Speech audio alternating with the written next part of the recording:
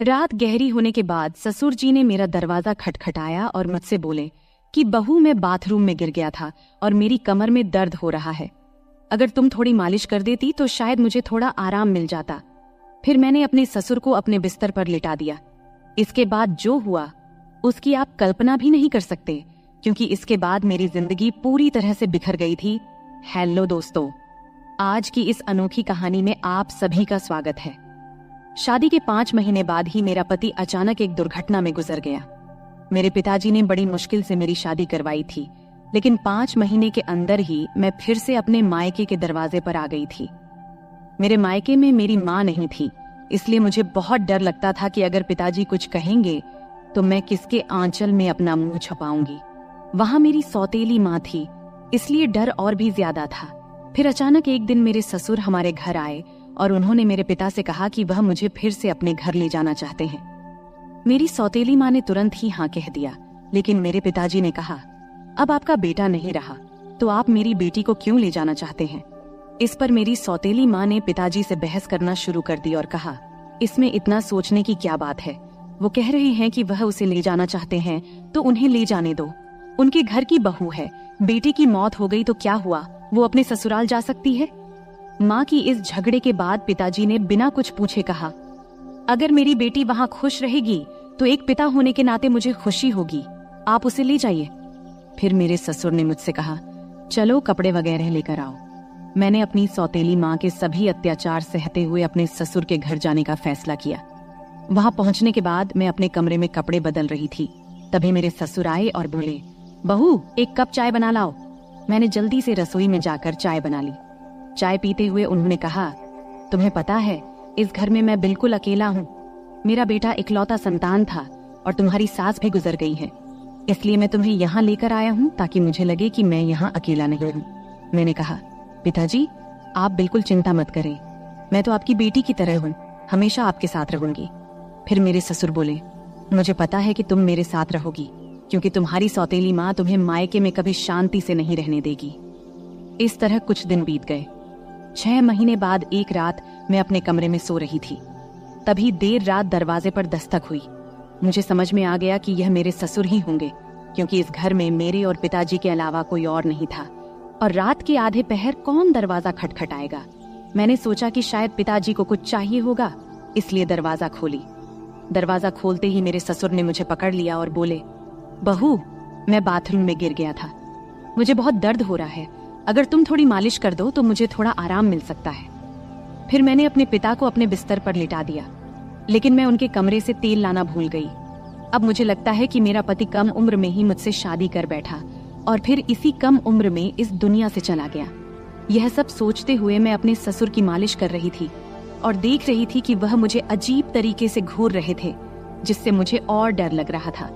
तभी मैं बोली, ससुर जी क्या हुआ, आपको किस जगह पर ज्यादा चोट लगी है, क्या डॉक्टर को बुलाऊं। इस पर ससुर जी ने कहा, नहीं बहू, तुम बस मालिश कर दो, मुझे इससे ही आराम मिल रहा है। उनकी अजीब बातें सुनकर मुझे और असहज महसूस होने लगा। फिर मैं बोली, ससुर जी आप यहीं लेट जाएं, कमर में दर्द लेकर आप अपने कमरे तक कैसे जाएंगे, मैं आपके कमरे में जाकर सो जाती हूँ। मेरी बात सुनकर मेरे ससुर बोले, बहू, इस हालत में तुम मुझे अकेला छोड़कर चली जाओगी, अगर रात में मुझे बाथरूम जाना पड़े तो मैं अकेले कैसे जाऊंगा, इससे बेहतर है कि तुम यहीं सो जाओ। कुछ समय बाद मेरे ससुर उठकर मेरे पास आए और बोले, बहू, मैं तुमसे कुछ कहना चाहता हूँ, अगर तुम मेरी बात मान जाओ तो ही मैं कहूँगा। उनकी इस बात से मेरा दिल बेचैन हो गया। मैं चिंतित होकर बोली, ससुर जी आप कहें, क्या बात है। मेरे ससुर थोड़ा हंसकर बोले, आज की रात मैं तुम्हारे साथ बिताना चाहता हूँ, क्योंकि अकेले अकेले अब अच्छा नहीं लगता। मेरे बेटे के मरने के बाद मैंने सोचा कि फिर से शादी करूंगा, लेकिन फिर सोचा कि तुम्हारी सौतेली माँ तुम्हें उस घर में कभी भी शांति से नहीं रहने देगी, इसलिए मैंने तुम्हें इस घर में लाया। उनकी इस बात से मुझे बहुत असहज महसूस हुआ, लेकिन उनकी बात का विरोध करने की हिम्मत नहीं हुई। मैं अपने कमरे के सोफे पर लेट गई। मुझे नींद नहीं आ रही थी, बहुत डर लग रहा था। ससुर जी ने कहा, बहू, लगता है मैंने तुमसे कुछ गलत नहीं कहा, मैं चाहता हूं कि तुम मुझसे शादी कर लो ताकि कोई कुछ न कह सके। तभी मैं हक्का बक्का होकर बोली, ससुर जी आप यह क्या कह रहे हैं, आप मेरे ससुर हैं और ससुर से शादी कैसे हो सकती है? मेरे ससुर बोले, देखो बहू, मैं मानता हूँ कि कभी मैं तुम्हारा ससुर था, लेकिन तुम्हारे पति को मरे हुए अब 6 महीने हो चुके हैं।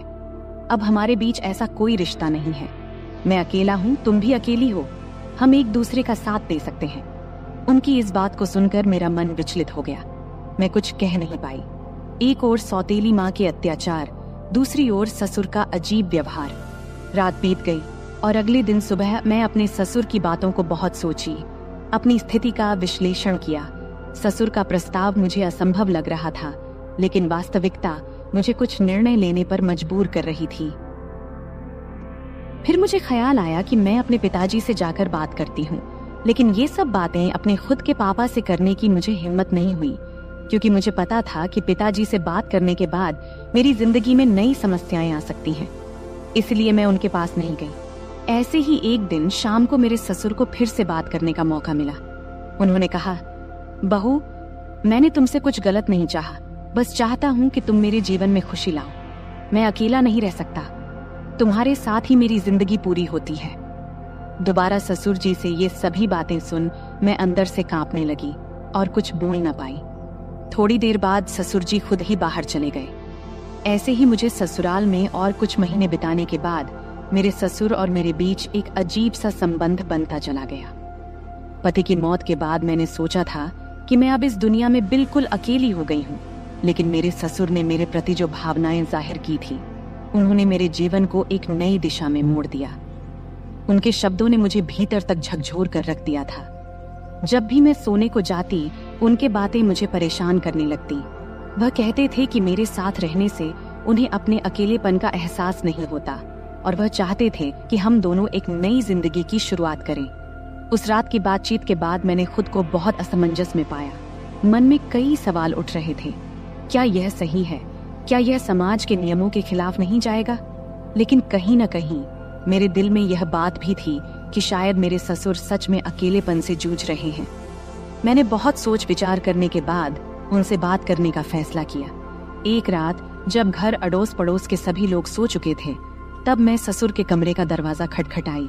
उन्होंने दरवाजा खोला और मुझे देखकर थोड़ा हैरान हुए। मैं अंदर गई और बोली, ससुर जी, मैं आपसे कुछ महत्वपूर्ण बात करना चाहती हूँ। उन्होंने मुझे बैठने का इशारा किया और गंभीरता से बोले, क्या हुआ बहू, तुम इतनी रात गए क्यों आई हो? मैंने थोड़ी हिम्मत जुटाते हुए बोली, ससुर जी, मैंने आपके प्रस्ताव के बारे में बहुत सोचा है। मैं समझती हूँ कि आप अकेलेपन से जूझ रहे हैं और एक साथी की जरूरत महसूस कर रहे हैं, लेकिन इस रिश्ते के लिए एक शर्त है। हमारे बीच हमेशा सम्मान और प्यार का रिश्ता रहेगा। आप मुझे बेटी की तरह सम्मान देंगे और मैं आपको पिता की तरह आदर दूंगी।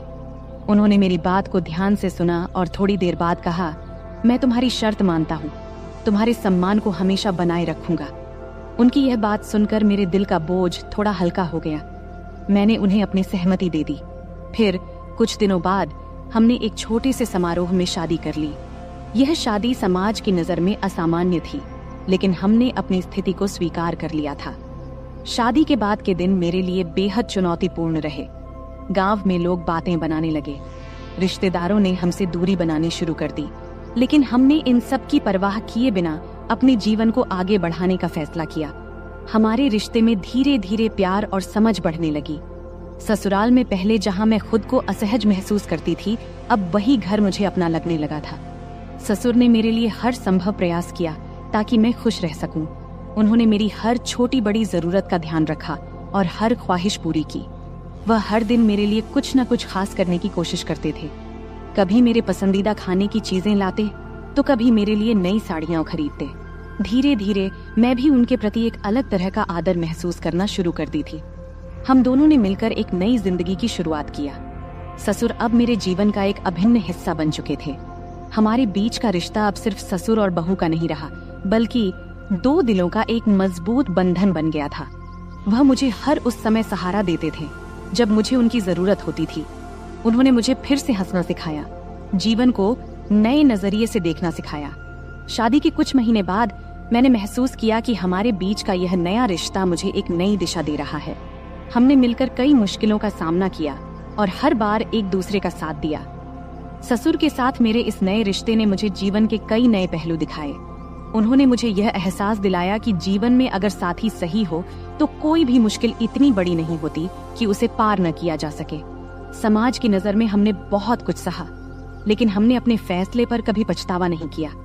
हमारे रिश्ते में धीरे धीरे एक नए तरह का प्यार और सम्मान उभरने लगा।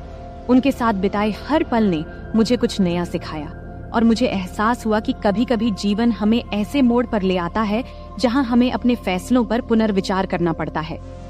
आज मैं अपने ससुर के साथ एक नई जिंदगी जी रही हूँ। हमारे बीच का प्यार और सम्मान पहले से भी अधिक मजबूत हो गया है। वह मेरे जीवन के सबसे महत्वपूर्ण व्यक्ति बन चुके हैं। उनके साथ बिताए हर पल ने मुझे यह सिखाया है कि जीवन में चाहे कितनी भी मुश्किलें क्यों ना आए, अगर हमारे पास सही साथी हो तो हम हर मुश्किल का सामना कर सकते हैं। इस तरह हमारे बीच का रिश्ता धीरे धीरे और गहरा होता गया। उनके साथ बिताए हर पल ने मुझे यह सिखाया कि जीवन को कैसे नए सिरे से जिया जाए। हमने मिलकर अपने जीवन की हर चुनौती का सामना किया और हर बार जीत हासिल की। अब हमारे बीच का यह नया रिश्ता मुझे एक नई जिंदगी के सपने दिखाने लगा है। तो दोस्तों, ये थी हमारी आज की छोटी सी कहानी। आपको ये कहानी कैसी लगी? कमेंट करके जरूर बताएं। अगर आपको ये कहानी पसंद आई हो तो इसे लाइक करें और अपने दोस्तों के साथ शेयर करें। आगे भी ऐसी ही रोमांचक कहानियों के लिए हमारे चैनल को सब्सक्राइब करें और बेल आइकन दबाना न भूलें ताकि आप हमारी कोई भी कहानी मिस न करें। धन्यवाद। नमस्ते दोस्तों, आज की इस कहानी में आपका स्वागत है। मेरा नाम सुमन है और मेरी उम्र 23 साल है। मैं दिखने में काफी सुंदर हूँ। मैं अपनी शरीर की बनावट से दिखने में थोड़ी बड़ी लगती हूँ। मेरे चेहरे की बनावट आकर्षक है, रंग गोरा है और मेरा शरीर न तो बहुत पतला है और न ही मोटा, बल्कि एकदम मध्यम है। मैं गांव में रहती हूँ, इसलिए दूसरी गांव की लड़कियों की तरह मैं भी ज्यादातर सलवार सूट पहनती हूँ। मैंने केवल 10वीं क्लास तक पढ़ाई की है और उसके बाद से घर पर ही रहती हूँ। बाहर से मुझे बहुत ही सीधी सादी और साधारण लड़की समझा जाता था। मैं इतनी होशियार या चालाक भी नहीं थी। लेकिन सच कहूं तो मेरी जिंदगी में कुछ ऐसे दिन आए जब मैंने अपनी हदों को पार कर लिया। तब जिंदगी ने मुझे कुछ ऐसी सीख दी जो मैंने कभी सोची भी नहीं थी। बहुत पहले की बात है, मैं एक ऐसे अनुभव से गुजरी जिसने मेरे दिल दिमाग पर गहरी छाप छोड़ दी। उस समय मेरी मुलाकात गौरव भैया से हुई। मेरे जीवन में उस वक्त बहुत अकेलापन था, लेकिन गौरव भैया के साथ समय बिताना मुझे अच्छा लगने लगा। वो हमेशा मेरे प्रति बहुत केयरिंग रहते थे और उनकी मौजूदगी से मेरा मन हल्का हो जाता था। शुरुआत में जब मैं उनके साथ समय बिताती थी तो शरीर में एक अलग सा दबाव महसूस होता था, जैसे मुझे आराम की जरूरत हो। लेकिन धीरे धीरे सब कुछ सामान्य होने लगा। हमारे बीच ऐसा रूटीन बन गया कि जैसे ही मौका मिलता हम दोनों एक दूसरे के साथ वक्त बिताने के लिए बेताब हो जाते। हालांकि जब घर में और लोग होते तो हमें थोड़ा डर भी लगता कि कहीं कोई हमें देख न ले, लेकिन किसी को भी हम पर शक नहीं होता था क्योंकि गौरव भैया मुझे हमेशा दीदी कहकर बुलाते थे। वैसे भी मैं उम्र में उनसे 3 साल बड़ी थी। उस वक्त सर्दियों का मौसम था और सभी अपने अपने कमरों में रहते थे। रात को सब जल्दी ही अपने अपने कमरों में सोने चले जाते थे। तब मैं और गौरव भैया अलग अलग कमरों में सोते थे। एक दिन रात को जब मैं दरवाजा बंद करके सो रही थी तब एक ऐसी घटना घटी जिसने मेरी जिंदगी में एक नया अनुभव जोड़ा। घटना ये घाटी की, हमारे घर की एक सदस्य, मेरी मामी, काफी ज्यादा बीमार हो गई थी। इस वजह से मेरी माँ और मैं मामी को देखने उनके घर गए। तब हमें छोड़ने के लिए गौरव भैया गाड़ी लेकर आए थे। उन्होंने जब पहली बार मुझे देखा तो बोले, आप तो काफी बड़ी हो गई हो दीदी। तब मैं थोड़ा मुस्कुराई। उसके बाद जब गाड़ी में हम मामी के घर जा रहे थे तो उस वक्त रहते में ही शाम के 6 बज गए थे। तब हमें घर पहुंचने में देरी हो गई थी, इसलिए रास्ते में थोड़ा अंधेरा हो गया था। ठंड के दिन था तो 6 बजे ही अंधेरा हो जाता था। जब हम घर पहुंचे तो देखे कि मामा रसोई में खाना बना रहे थे और मामी बिस्तर पर लेटी हुई थी। तब मेरी माँ रसोई में गई और मामा से कहने लगी, जब इतनी परेशानी हो रही थी तो मुझे पहले ही बता देते, इतनी तकलीफ उठाने की क्या जरूरत थी। फिर माँ खाना बनाने में लग गई और मैं मामी के पास बैठ गई। मामी मुझे देखकर खुश हुई, लेकिन उनकी हालत काफी खराब लग रही थी। थोड़ी देर बाद मेरी माँ ने मामी को खाना दिया और अपने हाथों से खिलाया। उसी समय गौरव भैया ने मुझे आवाज दिया। तब मैं उनकी तरफ देखी और पूछी, क्या हुआ भैया? वो मेरी तरफ ही देख रहे थे, जैसे कुछ कहना चाहते हों। उनकी बातों ने बाद में मुझे एक नया अनुभव दिया। रात को जब खाने का वक्त हुआ तो मैं कमरे में गई। जहां गौरव भैया खाना खा रहे थे। उन्होंने मुझे देखते ही कहा, दीदी आइए साथ में खाना खाते हैं। मैंने मना करते हुए कहा, नहीं भैया आप पहले खाइए, मैं बाद में खा लूंगी। लेकिन उन्होंने जोर देकर मुझे बैठा लिया। मैं भी भूखी थी, इसलिए ज्यादा ना नुकुर नहीं की और हम दोनों ने साथ बैठकर खाना खाने लगी। तब हम दोनों ने बहुत मजे से खाना खाया, क्योंकि खाना हम साथ लेकर आए थे। खाना खत्म होने के बाद मैं अपनी माँ के कमरे में सोने के लिए जाने लगी। तभी गौरव भैया ने कहा, दीदी अगर आपको बुरा ना लगे तो आप यहीं मेरे कमरे में सो जाइए। उनकी ये बात सुनकर मैं हैरान रह गई और मैंने कहा, नहीं भैया मैं माँ के साथ सोऊंगी। लेकिन तब बार बार वे मुझसे विनती करने लगे। आखिरकार मैं मान गई। ठीक है मैं यहाँ सो जाऊंगी, लेकिन पहले मम्मी को बता देना चाहती हूँ कि मैं आपके कमरे में सोऊंगी। इस पर गौरव भैया खुद जाकर मम्मी को बताए कि मैं उनके कमरे में सो रही हूँ। इधर मैंने अपने सलवार कुर्ते बदल लिए, क्योंकि मेरे कपड़े थोड़े ज्यादा टाइट थे। जब गौरव भैया ने मुझे नए कपड़ों में देखा तो मुस्कुराते हुए बोले, दीदी आप इस ड्रेस में कमाल की लग रही हैं, आप इतनी खूबसूरत क्यों हैं? तब मैंने कुछ नहीं कहा, बस मुस्कुराकर बात बदल दी। फिर मैंने चादर ओढ़ ली और बिस्तर पर बैठ गई। गौरव भैया भी अपने सोने का इंतजाम नीचे फर्श पर करने लगे। तब मैंने कहा, भैया बिस्तर पर ही सो जाओ, यहाँ काफी जगह है। मेरे कहते ही गौरव भैया भी चादर ओढ़कर मेरे पास बैठ गए। गौरव भैया बहुत हंसमुख और मजाकिया इंसान थे। उन्होंने मजेदार बातें करके मुझे काफी देर तक हंसाया। बात करते करते कब रात के 12 बज गए पता ही नहीं चला और न जाने कब मैं सो गई। सुबह जब मेरी नींद खुली तो मैंने देखा कि गौरव भैया मेरे बालों से खेल रहे हैं। मुझे जागते देख वो मुस्कुराते हुए बोले, गुड मॉर्निंग दीदी, कैसी हो? मैं भी मुस्कुराते हुए बोली, बहुत बढ़िया भैया। फिर हम दोनों चादर के अंदर बैठकर बातें करने लगे। तभी उसी वक्त मम्मी हमारे लिए गर्मा गर्म चाय लेकर आईं। सुबह बहुत ठंडी थी, इसलिए चादर में बैठकर चाय पीना अच्छा लग रहा था। गौरव भैया बार बार मेरी तरफ देख रहे थे। मैंने मुस्कुराते हुए पूछा, क्या है भाई, ऐसे क्यों देख रहे हो?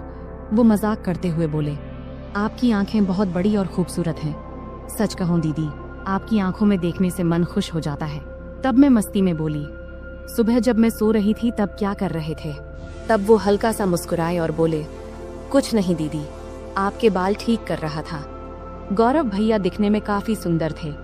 उनके चेहरे पर अभी दाढ़ी मूंछ भी नहीं आई थी और चेहरा बहुत साफ था। मेरी तुलना में उनकी हाइट थोड़ी सी कम थी, लेकिन उनकी कुछ हरकतें मुझे कभी कभी हैरान कर देती थीं। सुबह का वक्त थोड़ा व्यस्त था। मम्मी घर के कामों में व्यस्त थीं और मामू काम पर जाने के लिए तैयार हो रहे थे। तब मैं भी मम्मी की मदद करने लगी। इतने में मामू खाना पैक करके काम पर निकल गए। मेरी रोज सुबह नहाने की आदत थी, इसलिए रोज की तरह मैं नहाने के लिए बाथरूम की ओर गई। मुझे नहीं पता था कि गौरव भैया भी उसी वक्त नहाते हैं। जैसे ही मैंने बाथरूम का दरवाजा खोला तो मैं शर्म से लाल हो गई और तेजी से अपने कमरे में भाग आई। गौरव भैया उस वक्त नहा रहे थे। उनके चेहरे पर साबुन लगा था, इसलिए उन्होंने मुझे देखा भी नहीं। लेकिन मैं इतनी ज्यादा शर्मिंदा हो गई कि वह दृश्य बार बार मेरे दिमाग में घूमने लगा। कमरे में बैठकर मैं अपनी ही सोच में खो गई और हल्के हल्के हंसने लगी। इतने में गौरव भैया नहाकर कमरे में आए। मुझे अकेले हंसते हुए देखकर उन्होंने मजाक में कहा, क्या बात है दीदी, आज तो बहुत खुश लग रही हो। उनकी बात सुनकर मैं थोड़ा चुप हो गई और बोली, नहीं भाई, ऐसा कुछ नहीं है, बस यूं ही हंस रही थी। गौरव भैया ने मोबाइल चलाते हुए पास आकर बैठ गए और बोले, सच सच बताओ दीदी, क्या सोच रही थी जो इतनी हंसी आ रही थी? तब मैंने हंसते हुए कहा, नहीं भाई, कुछ भी खास नहीं। लेकिन गौरव भैया जिद करने लगे, नहीं दीदी बताओ ना, नहीं बताओगी तो मैं गलत ही समझ लूंगा। तब मैंने कहा, प्लीज भैया, इस बात को यहीं खत्म करो, इसमें सोचने लायक कुछ भी नहीं है। फिर मैं जल्दी से उठी और नहाने के लिए चली गई। नहाने के बाद मैं कमरे में वापस आई और मजाक में मैंने जानबूझकर थोड़ा सा पानी गौरव भैया की तरफ उछाल दी। ये देखकर गौरव भैया अचानक उठ खड़े हुए और मेरे बाल पकड़कर मुझे बिस्तर पर बैठा दिया। उनका ये रवैया देखकर मुझे गुस्सा आ गया। मैंने गुस्से में कहा, ये क्या कर रहे हो भैया? और गुस्से में उनका हाथ झटक दिया। इसके बाद गौरव भैया बिना कुछ कहे चुपचाप कमरे से बाहर चले गए। उनका ये व्यवहार देखकर मैं भी हैरान रह गई थी।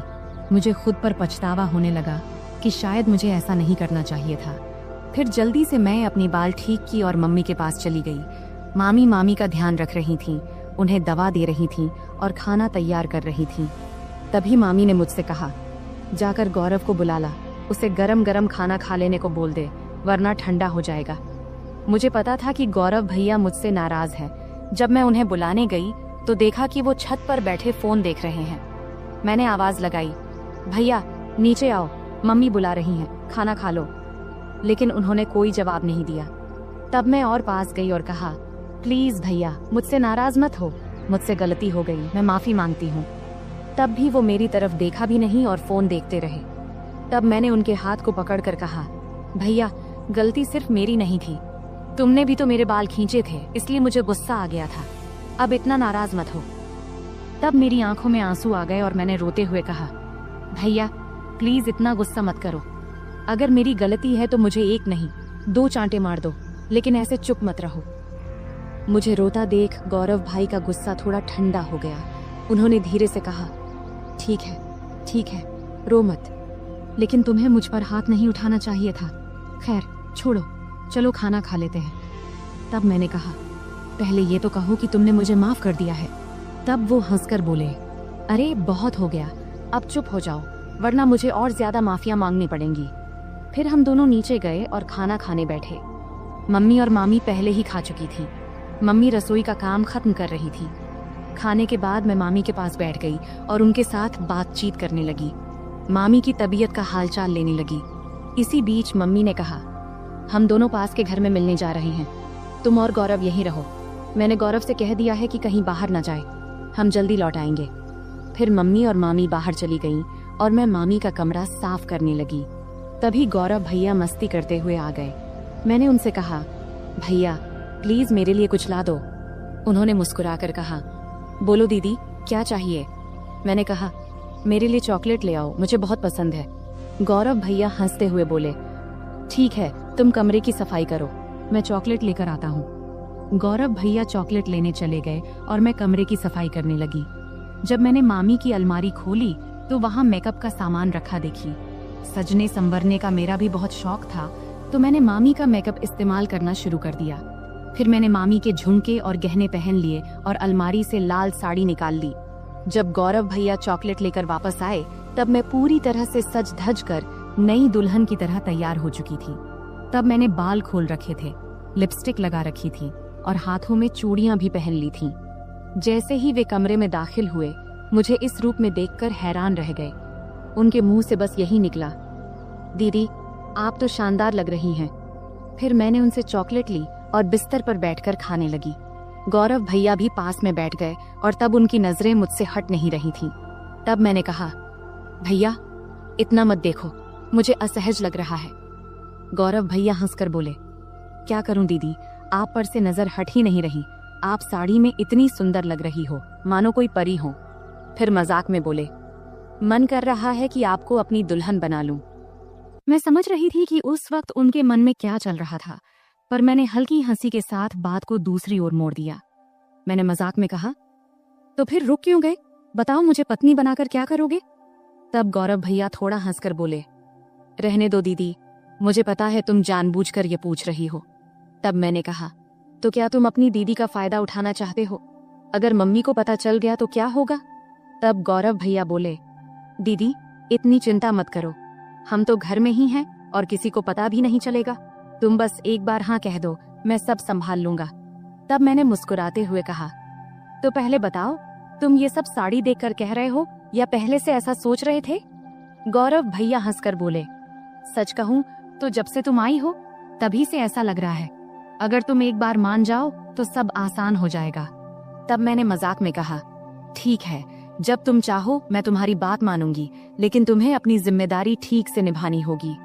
इस पर भैया बहुत खुश होकर बोले, थैंक्स दीदी, मुझे पता था तुम मुझे ना नहीं कहोगी, तुम सच में सबसे अच्छी हो।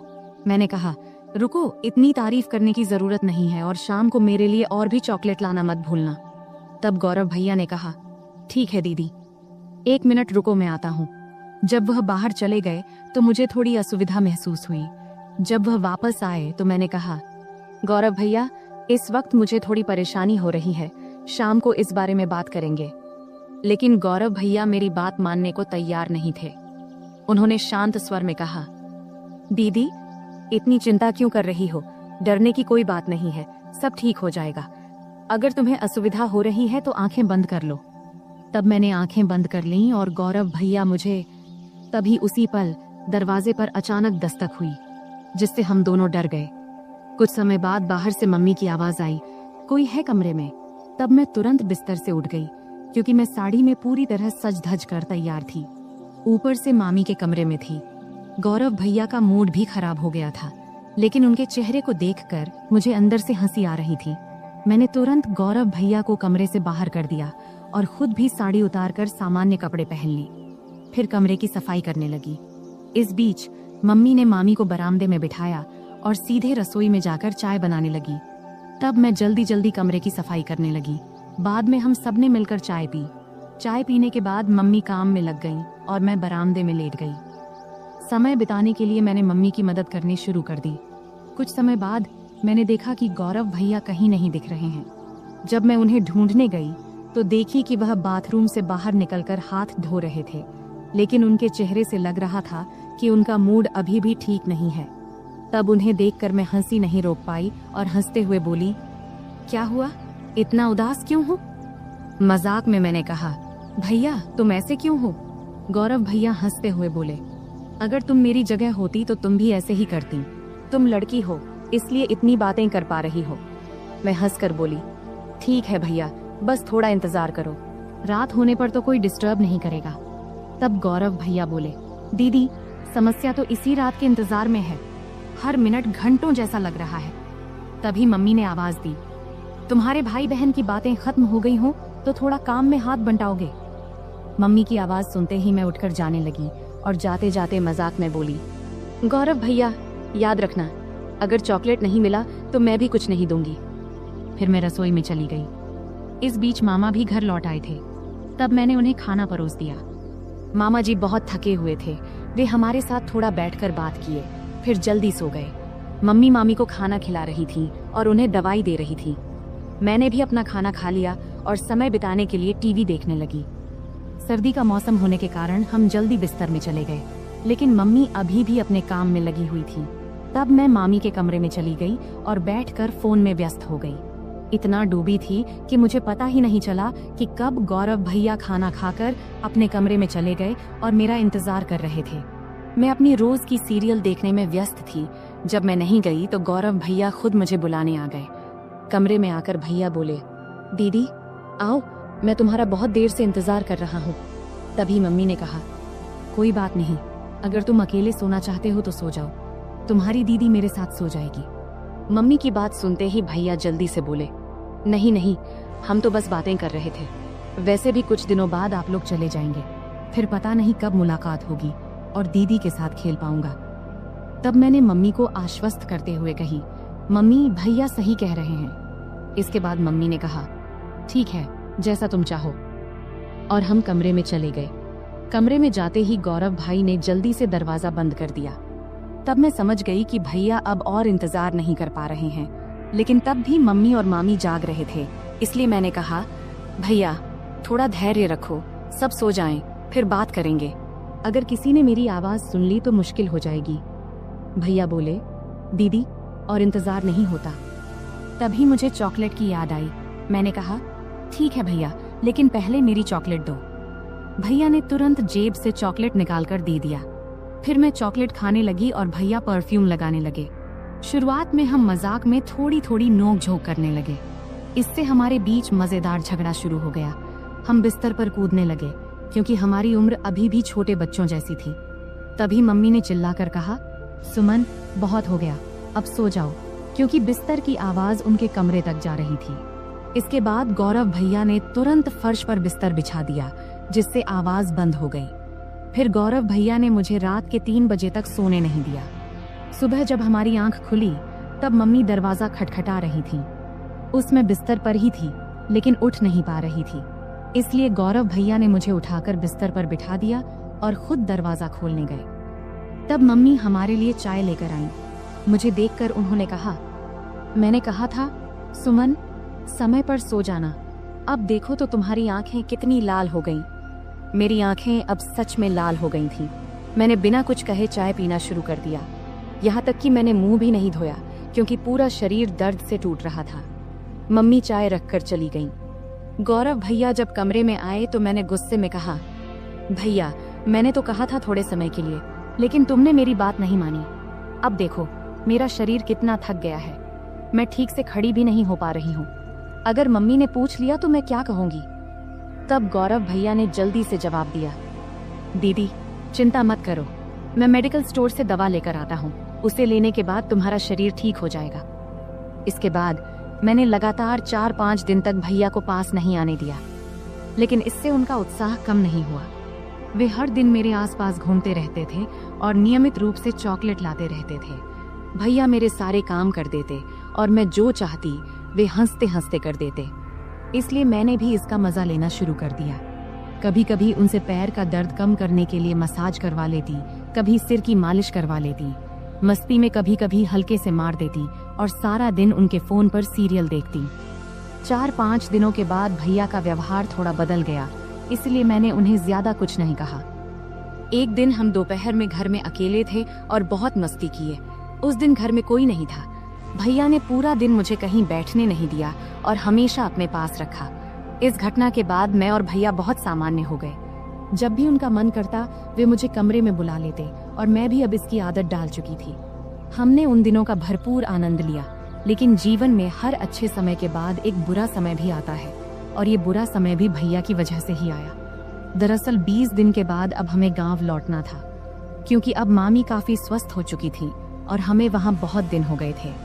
तब मम्मी ने अचानक वापसी का फैसला किया और उन्होंने पापा को कुछ भी नहीं बताया। जब मैंने और भैया ने ये सुना तो हमें बिल्कुल अच्छा नहीं लगा। तब भैया बोले, दीदी जाने से पहले आखिरी बार थोड़ा समय दे दो, कौन जाने फिर कब मिलेंगे। तब अंदर से मैं भी तैयार थी, लेकिन उस दिन घर में सभी लोग थे, यहाँ तक कि मामा भी आज घर पर ही थे। तब मामा मम्मी से बोले, दीदी आज रुक जाओ, मैं कल तुझे बस स्टैंड तक छोड़ दूंगा। ये सुनते ही मुझे थोड़ी खुशी हुई, क्योंकि एक रात हमारे पास थी। तब आखिरकार मम्मी भी मान गई। फिर हम बहुत ही बेसब्री से रात का इंतजार करने लगे। जब रात हुई तो जल्दी से खाना खा के हम अपने कमरे में चले गए। तब हम इतने असावधान हो गए थे कि दरवाजा भी ठीक से बंद नहीं किया था। तब थोड़ी ही देर में अचानक मामा ने आकर हमें उस स्थिति में देख लिया। मैं तो डर से कांपने लगी और तुरंत वहां से हट गई। मामा तब बहुत गुस्से में थे, लेकिन उन्होंने धैर्य रखा और पूरी स्थिति को संभाला। उन्होंने हम पर गुस्सा ना करके हमारी गलतियां हमें समझाईं और उस दिन ने मुझे एक बड़ा सबक सिखाया। तब मामा के प्यार और सहयोग से हमने स्थिति को संभाल लिया। उसके बाद से मैंने अपनी गलतियों से बहुत कुछ सीखा। उस घटना के बाद मैंने कभी ऐसा कुछ नहीं किया जिससे मेरे परिवार को शर्मिंदा होना पड़े। तो दोस्तों, हमारी जिंदगी में गलतियां हो सकती हैं, लेकिन उनसे सीखना सबसे महत्वपूर्ण है।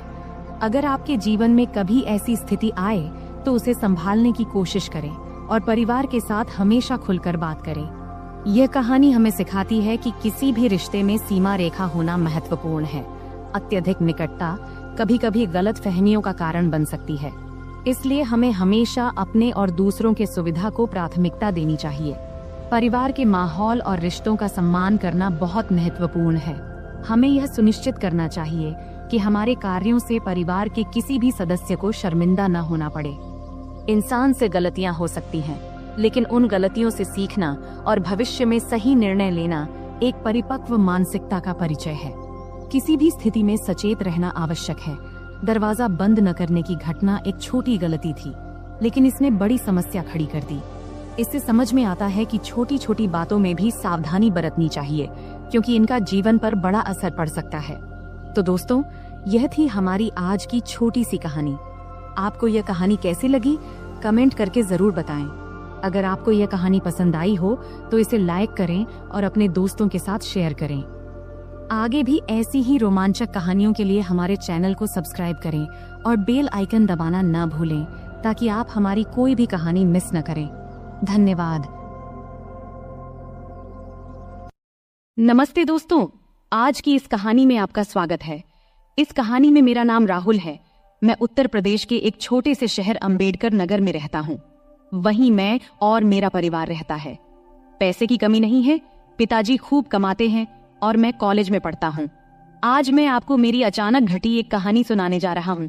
यह उस समय की बात है जब मैं कॉलेज में पढ़ता था, और उस समय मैं उतना होशियार भी नहीं था। हमारे घर में मैं, मेरी मम्मी और मेरे पिताजी रहते हैं। हमारा घर काफी बड़ा है, जैसे किसी अमीर का बंगला हो। पिताजी हमेशा सुबह काम पर निकल जाते हैं और रात को देर से घर आते हैं। उस समय घर पर मैं और मम्मी ही होते थे। मैं कुछ देर पढ़ाई करता था और फिर सो जाता था, लेकिन मम्मी हमेशा पिताजी का इंतजार करती रहती थी। उस समय मैं कॉलेज के आखिरी साल में था। एक सुबह जब मैं कॉलेज जाने की तैयारी कर रहा था तो मैंने मम्मी की तेज आवाज सुनी। वो कह रही थी, क्या कर रहे हो तुम? रात के 2-2:30 बजे घर आते हो और कहते हो ऑफिस में काम था। रात के 2 बजे कौन से ऑफिस का काम चलता है? सीधे सीधे क्यों नहीं कहते कि उस सुमन के साथ थे? मम्मी काफी गुस्से में थी। मेरी मम्मी आमतौर पर किसी पर गुस्सा नहीं होती थी। उनका स्वभाव बहुत शांत था, लेकिन आज पता नहीं क्या हो गया, मम्मी बहुत गुस्से में थी। मैं 2 बजे आऊं या 3 बजे, तुम्हें जो चाहिए वो मिल तो रहा है ना, फिर चुप रहो। पिताजी ने तेज आवाज में मम्मी से कहा। क्या जो चाहिए वो मिल रहा है? पैसा, गहने, इन सब के अलावा भी कोई सुख होता है। अब और कुछ मत बोलो, लेकिन अब बर्दाश्त नहीं होता। 3-4 महीने हो गए हैं तुमने मुझे छुआ तक नहीं है। आखिर उस सुमन में ऐसा क्या है जो मुझ में नहीं है? मम्मी की आवाज और तेज हो गई थी। तभी पिताजी गुस्से में बोले, बार बार सुमन मत कहो, नहीं तो क्या करोगे? मम्मी ने उल्टा जवाब दिया। उस समय पिताजी का गुस्सा बहुत बढ़ गया था। तभी अचानक धमाक की आवाज आई और उसके साथ ही मम्मी की चीख से पूरा घर गूंज उठा। मैं तुरंत अपने कमरे से भागकर उनके बेडरूम की ओर गया। जो दृश्य मैंने देखा उसे देखकर मैं सन्न रह गया। पिताजी मम्मी को बेल्ट से मार रहे थे। मम्मी दर्द से चीख रही थी, लेकिन पिताजी रुकने का नाम नहीं ले रहे थे। मैंने बिना कुछ सोचे समझे मम्मी के ऊपर छलांग लगा दिया ताकि उन्हें बचा सकूं, लेकिन पिताजी अभी भी नहीं रुके। जैसे ही मुझे भी 2-4 फटकारें लगी, पापा रुक गए और तिलमिलाते हुए मेरी ओर गुस्से में देखने लगे और फिर घर से बाहर चले गए। फिर मैंने मम्मी की ओर देखा। मम्मी की आंखों से आंसुओं की धारा बह रही थी। मैंने मम्मी को सहारा देकर उठाया। उठते समय मम्मी कराह उठी। मैंने उन्हें बेड पर बैठाया। तब तक उनके हाथ और पीठ पर लाल निशान पड़ गए थे। ये देखकर मुझे पापा पर बहुत गुस्सा आया। कोई इंसान इतना निर्दयी कैसे हो सकता है? कोई अपनी ही पत्नी को ऐसे मारता है भला? फिर मैं जल्दी से किचन में गया, एक कटोरी में तेल और हल्दी मिलाई और मम्मी के पास ले आया। मुझे भी अपनी पीठ पर लगे 2-4 फटकारों की चोट महसूस हो रही थी। मम्मी सुशक सुशक कर रो रही थी।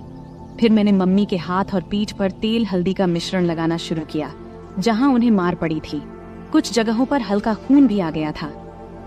मिश्रण लगाने के बाद मैंने कटोरी को एक ओर रख दिया और मम्मी के पास बैठ गया। मम्मी ने मुझे देखा और तुरंत मुझे गले से लगा लिया। फिर वह मेरी गर्दन में सिर छिपाकर जोर जोर से रोने लगी। मम्मी के आंसुओं से मेरा कंधा भीग गया। मैं उनकी पीठ थपथपाकर उन्हें शांत करने की कोशिश कर रहा था। हम दोनों काफी देर तक यूं ही एक दूसरे की बाहों में रहे। तभी मम्मी के हाथ जब मेरी पीठ के निशानों को छूने लगे तो दर्द की तेज लहर उठी और मैं कराह उठा। मम्मी को जैसे ही इसका एहसास हुआ वो तुरंत मुझसे दूर हट गई। फिर मम्मी ने मेरा शर्ट ऊपर उठाया और उसी कटोरी से तेल हल्दी का मिश्रण धीरे धीरे मेरी पीठ पर लगाने लगी। लगाते समय भी वो सुशक रही थी। तू क्यों मेरे लिए बीच में आया? बेवजह तुझे मार पड़ी, मम्मी ने ऐसा कहा। फिर मैंने उनसे कहा, मम्मी, तुम्हारे लिए अगर मेरी जान भी चली जाती तो मुझे कोई दुख नहीं होता, लेकिन उन्होंने तुम्हें क्यों मारा? जब मैंने यह पूछा तब मम्मी मेरी ओर देखते हुए बोली, तुझे बताऊं या ना बताऊं ऐसा सोच रही हूँ। छोड़, पर अब तुझे ये सब जान लेना चाहिए। पिछले 2 साल से तुम्हारे पापा ऑफिस की एक लड़की के चक्कर में हैं। रात को देर से आते हैं और मेरा तो जैसे कोई अस्तित्व ही नहीं है उनके लिए। और मुझे ये बताते हुए भी शर्म आ रही है कि पिछले कई महीनों से उन्होंने मुझे छुआ तक नहीं है। कई बार तो मन करता है कि अपनी जान दे दूं, पर मेरे बाद तेरा क्या होगा, ये सोचकर मैंने ऐसा कदम नहीं उठाया। पर सच में अब इस जिंदगी से थक चुकी हूँ। अब मैंने तय कर लिया है, एक ही घर में रहूंगी, लेकिन उनसे कोई भी संबंध नहीं रखूंगी। मम्मी की ये बातें सुनकर मैं सोच में पड़ गया।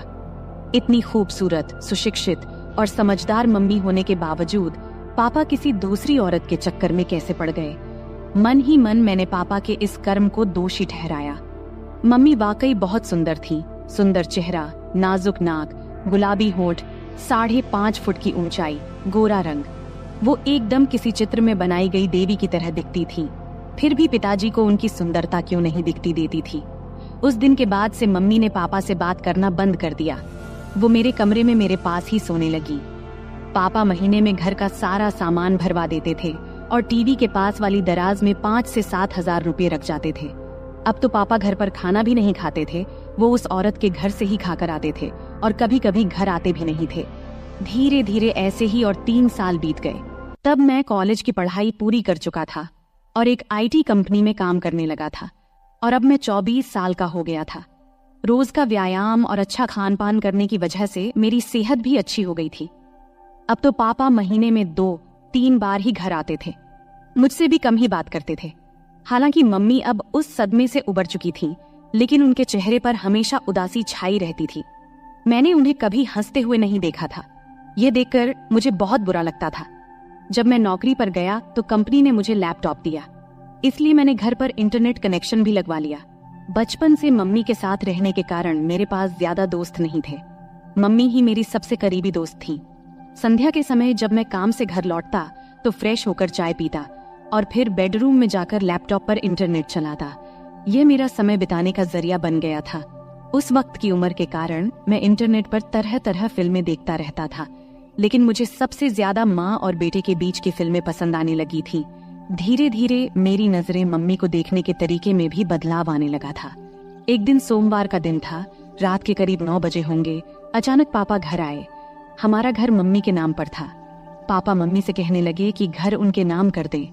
तब मम्मी ने इनकार किया तो पापा उन्हें बहुत बुरा भला कहने लगे। मम्मी चुपचाप सुनती रहीं। तभी पापा ने मम्मी के गाल पर थप्पड़ मार दिया। ये देख अब मेरा खून खौल उठा।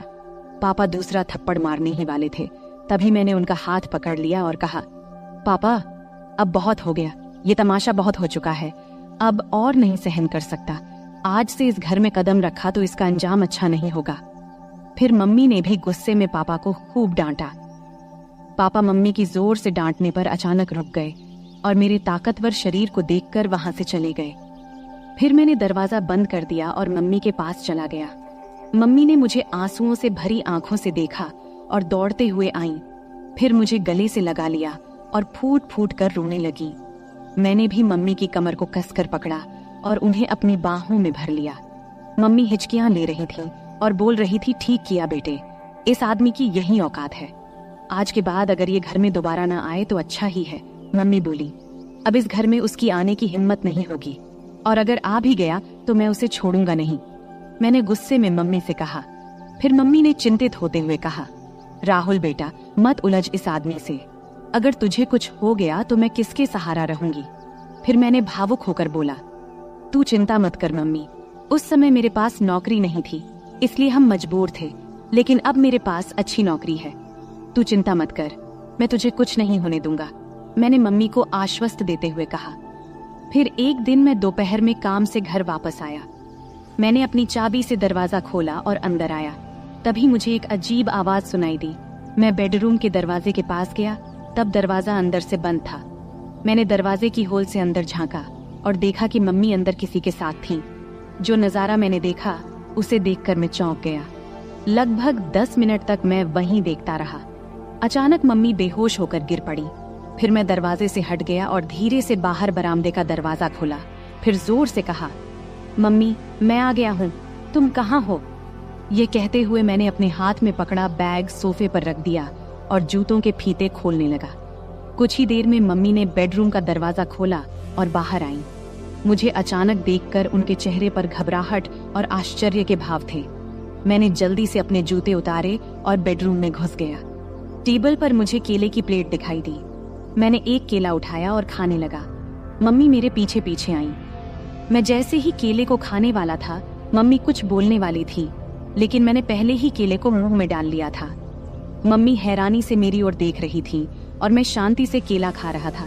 केला थोड़ा कच्चा था, इसलिए पूरी तरह से मीठा नहीं था। मम्मी, केले बहुत अच्छे हैं और है क्या? मैंने केले खाते हुए मम्मी से पूछा। मम्मी ने कुछ जवाब दिया, लेकिन अपने मुंह में ही। लेकिन दोस्तों, मैं आपको बताता चलूं, उन केलों का स्वाद इतना अच्छा था कि कुछ मत पूछो। केले खाने के बाद मैं बाथरूम में जाकर फ्रेश हो गया और फिर कमरे में जाकर लैपटॉप खोल लिया। फिर मैं एक रोमांटिक मूवी देखने लगा। फिर रात के खाने के बाद मैं बेडरूम में सोने चला गया। थोड़ी देर में मम्मी भी सब काम निपटाकर सोने आईं। मम्मी ने हल्के गुलाबी रंग का नाइट गाउन पहना हुआ था। तब मैंने लैपटॉप से नजरें हटाकर मम्मी की ओर देखा। मम्मी नीचे झुककर तकिया ठीक कर रही थी। तकिया सही करने के बाद मम्मी बिस्तर पर लेट गईं। तब मैंने भी अपना लैपटॉप बंद कर दिया, फिर लाइट बंद किया और सोने की कोशिश करने लगा। लेकिन मुझे नींद नहीं आ रही थी। मेरे दिमाग में दिन की वो घटना बार बार घूम रही थी। बहुत देर तक मैं जागा रहा, जबकि मम्मी शांति से सो रही थी। कुछ समय बाद मम्मी ने करवट ली और मेरी तरफ पीठ करके सो गईं। फिर उन्होंने छत की ओर मुंह करके लेटना शुरू किया। मैं थोड़ी देर के लिए डर गया, लेकिन जब मम्मी जागी नहीं तो मुझे थोड़ी राहत मिली। मेरी हिम्मत बढ़ी और मैं धीरे धीरे मम्मी की ओर देखने लगा। मम्मी ने कुछ ही पल के लिए मेरी ओर देखा और फिर अपनी आंखें बंद कर लीं। मैंने समझ लिया कि वो अभी भी जाग रही हैं। मैं थोड़ा और आगे बढ़ा और खुद को संतुष्ट महसूस किया। मम्मी भी खुश थीं, उन्होंने कुछ नहीं कहा, लेकिन मुझे एहसास हो रहा था कि उन्हें भी संतोष मिला है। मम्मी, क्या हुआ? तुम चुप क्यों हो? क्या तुम्हें अच्छा नहीं लगा? मैंने जब ऐसा पूछा तब उन्होंने बोला, नहीं रे बेटा, मुझे तो बहुत अच्छा लगा। तूने मम्मी को बहुत खुश किया। फिर मैंने मम्मी के पीठ पर प्यार से हाथ फेरते हुए कहा, मम्मी, अब से तुम्हें केले खाने की जरूरत नहीं पड़ेगी। मैंने मम्मी के कान में धीरे से ऐसा कहा। तब मम्मी बोल उठी, बेटा, तुझे ये कैसे पता चला? मम्मी ने आश्चर्य से मेरी ओर देखते हुए पूछा। तब मैंने उन्हें बताया कि आज दोपहर जब मैं घर आया तो कमरे से तुम्हारी आवाज सुनाई दी। जब मैंने दरवाजे की होल से देखा तो मुझे सब समझ में आ गया। तभी मैंने ठान लिया था कि अब से मम्मी को किसी भी चीज की कमी नहीं होने दूंगा। राहुल, मेरे राजा, तू कितना प्यार करता है अपनी मम्मी से। मम्मी भावुक होकर बोली, हाँ मम्मी, अब से तुम्हें मैं किसी भी चीज की कमी नहीं होने दूंगा। मैंने कहा, अब पापा भी हमें सताने नहीं आएंगे और अब वो दोबारा इस घर में कदम नहीं रखेंगे, इसलिए तुम अब चिंता मत करना, हम अब सुख से रहेंगे। मैंने मम्मी को आश्वस्त किया। उस दिन हम दोनों ने सुख और शांति का आनंद लिया और फिर आराम से सो गए। अगली सुबह मम्मी ने सारे काम निपटाए और मुझे उठाने आईं। मैंने जल्दी से तैयार होकर चाय पिया और हम दोनों गपशप करने लगे। तभी हमने देखा कि पापा अचानक से आकर हमारे सामने खड़े हो गए। तब मम्मी ने पापा से पूछा, अब क्या चाहिए तुम्हें? एक बार कह दिया कि हम ये घर नहीं देंगे तो फिर क्यों आए हो? पापा ने जवाब दिया, मुझे अब घर नहीं चाहिए, मैं बस ये बताने आया हूँ कि मैं अब दूसरी शादी करने जा रहा हूँ, तो मुझे तुमसे तलाक चाहिए। फिर मम्मी ने मेरी ओर देखा और पूछा, तुम्हारा क्या कहना है? मैंने कहा, मम्मी, जो तुम्हें सही लगे वो करो, मैं तुम्हें किसी भी चीज की कमी नहीं होने दूंगा, मेरा भरोसा करो। मम्मी ने फिर पापा को तलाक के लिए हाँ कह दिया। दोपहर को मम्मी और पापा दोनों ऑफिस गए और अपने बाकी कानूनी काम निपटा कर लौटे। उसके बाद से पापा कभी हमें दिखाई नहीं दिए और हमने भी उन्हें कभी ढूंढने की कोशिश नहीं की। हम दोनों अब अपने घर में खुश थे और पापा भी अपनी सेक्रेटरी के साथ खुश थे। अब हम दोनों अकेले रहते हैं और अपने सुख दुख का ख्याल रखते हैं। ऐसे ही चलते चलते अब कई साल बीत चुके हैं। अब मम्मी मुझसे कहने लगी है कि अभी तेरा बहुत जीवन बाकी है, तू किसी अच्छी लड़की को देख ले जिससे मैं तेरा विवाह करा सकूं, और हाँ, शादी के बाद मुझे भूल मत जाना। मैंने हंसते हुए कहा, तुम्हें कैसे भूल सकता हूँ मम्मी, तुम तो मेरी मम्मी हो। फिर हम दोनों हंसने लगे। अगले कुछ महीनों तक हमारा जीवन बहुत शांति और खुशी से बीत रहा था। मम्मी और मैं अब एक दूसरे का ख्याल रखते थे और एक दूसरे के साथ खुश थे। लेकिन मम्मी की बात मेरे दिमाग में अक्सर घूमती रहती थी। उन्होंने कहा था कि अब मुझे अपने जिंदगी के बारे में सोचना चाहिए और किसी अच्छी लड़की से शादी कर लेनी चाहिए।